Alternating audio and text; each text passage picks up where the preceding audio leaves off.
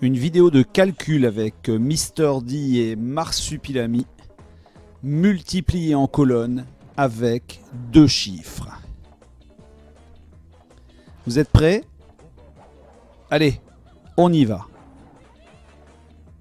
245 fois 14. Voici une multiplication avec deux chiffres en bas.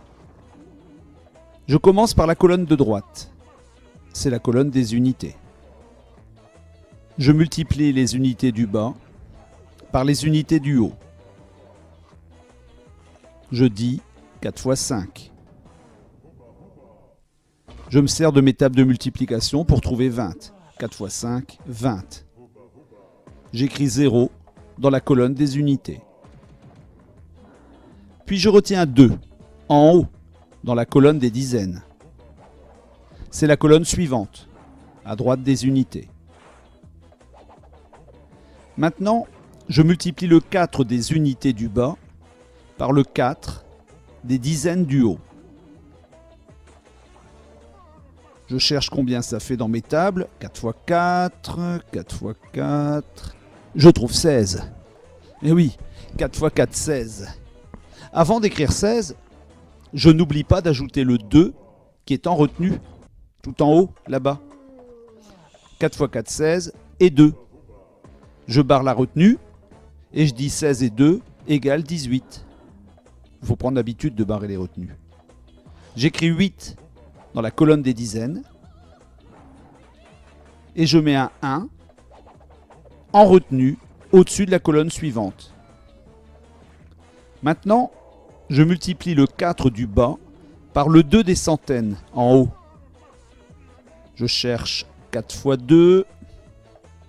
Je sais que 4 fois 2 c'est 8, c'est facile. C'est facile quand on connaît ces tables de multiplication par cœur. Avant d'écrire le 8, je n'oublie pas d'ajouter le 1 qui n'est pas encore barré.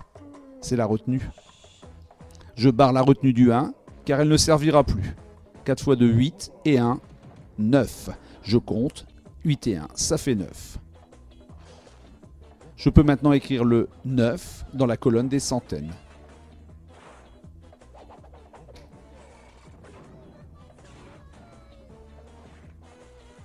Ça y est. J'ai fini avec le premier chiffre. J'ai fini de multiplier par le premier chiffre, alors je le barre. Très important. Toutes les solutions de x4 sont sur la ligne sous la barre, la première ligne.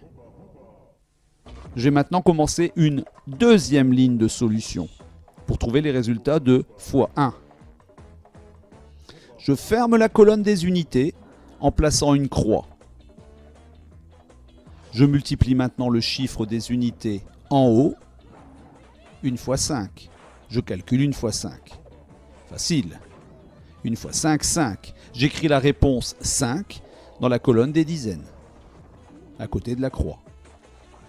Ensuite, je multiplie 1 par le 4 des dizaines. 1 fois 4, allons, c'est simple. Mais oui, ça donne 4. Alors j'écris 4 dans la colonne suivante. Enfin, je vais multiplier le 1 par le 2 des centaines en haut. Je calcule 1 dizaine fois 2 centaines. 1 dizaine fois 2 centaines. On trouve 2. 1 fois 2, 2. On écrit donc ce 2 dans la nouvelle colonne. C'est la colonne des milliers. J'étais en train de calculer 1 dizaine fois 2 centaines, c'est-à-dire 10 fois 200, mais c'est normal de mettre un 2 dans les milliers, parce que 10 fois 200, ça fait 2000. 2000, c'est 2 dans la colonne des 1000. J'ai fini toutes les multiplications.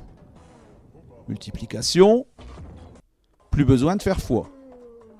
Addition, maintenant on va ajouter les deux lignes. Et on trouvera la solution pour trouver la réponse finale. Multiplication, addition, solution. J'ajoute le 0 et la croix. Une croix, ça vaut 0. 0 et croix, ça fait 0. On continue en ajoutant le 8 et le 5 des dizaines. Car on calcule toujours en se déplaçant de la droite vers la gauche. 8 et 5. Tic-tac, tic-tac, tic-tac. 8 et 5, 13. J'écris 3 dans la colonne des dizaines. Et je retiens 1 au-dessus de la colonne suivante. Un petit 1 au-dessus du 9. J'ajoute maintenant le 9, le 4 et la retenue du 1. 9, 4 et 1, ça fait 14. Je place 4 dans les centaines et j'écris 1 en retenue dans la dernière colonne. Et le 1 des retenues, c'est un tout petit 1. J'ajoute les deux derniers chiffres, le 1 et le 2, il n'y en a plus d'autres. Enfin, j'écris 3, parce que 1 et 2, ça fait 3. J'écris 3 dans la dernière colonne de la solution. Voilà, 245 x 14, eh bien ça faisait 3430. C'est fini. Merci d'avoir suivi attentivement. À bientôt.